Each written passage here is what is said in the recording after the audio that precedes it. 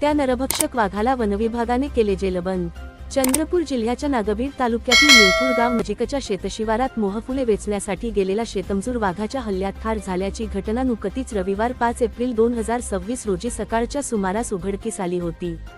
मिळपूर गावातील रहिवासी शेतकरी हरिदास महादेव कुबडे वय वर्ष 58 हे शेतपरिसरात मोहफुले वेचत असतानाच वाघाने त्यांच्यावर हल्ला चढवून ठार केले होते।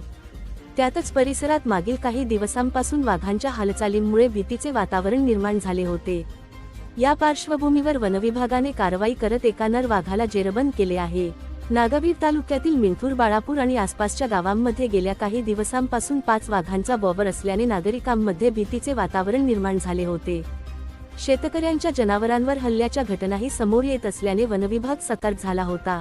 या पार्श्वभूमीवर तळोदी जवळील सावरला परिसरात वनविभागाच्या पथकाने सापळा रचत एका नर वाघाला जेरबंद करण्यात यश मिळवले आहे। वाघाला सुरक्षितरित्या पकडल्यानंतर त्याला नागभीड येथील वनविभागाच्या कार्यालयात नेण्यात आले। यानंतर पुढील प्रक्रियेसाठी वाघाला पिंजऱ्यासह नागपूर येथील गोरेवाडा रेस्क्यू सेंटरकडे रवाना करण्यात आले।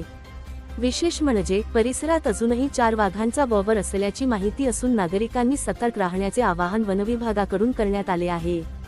वाघांच्या हालचालींवर नजर ठेवण्यासाठी वन विभाग सज्ज झाला असून नागरिकांनी जंगल परिसरात जाऊ नये असेही आवाहन करण्यात आले आहे।